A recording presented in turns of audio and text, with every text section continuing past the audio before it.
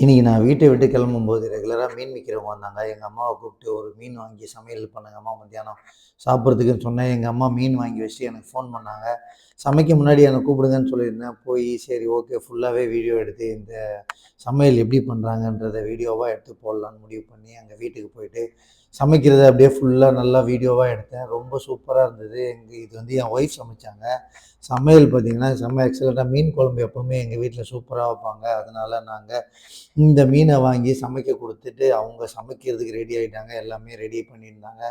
நானும் போய் எல்லாத்தையும் வீடியோவாக கவர் பண்ணிட்டேன். சூப்பராக இருந்தது. மீன் குழம்பு வச்சிட்டாங்க, மீன் ஃப்ரை பண்ணாங்க, கவலை மீன் காணாங்க. குழம்பு ரெடியானவொடனே சாப்பிட்டு பார்த்தா செம்ம டேஸ்ட்டு. சூப்பரான மீன் குழம்பு, மீன் ஃப்ரை, எக்ஸலண்ட்டான டேஸ்ட்டு.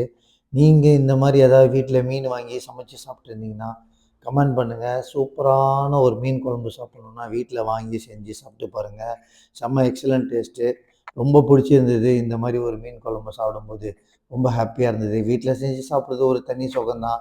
எக்ஸ்ட்ரா 2 பீஸ் சாப்பிட்லாம். ஜாலியாக இருந்தது. Thank you my dear.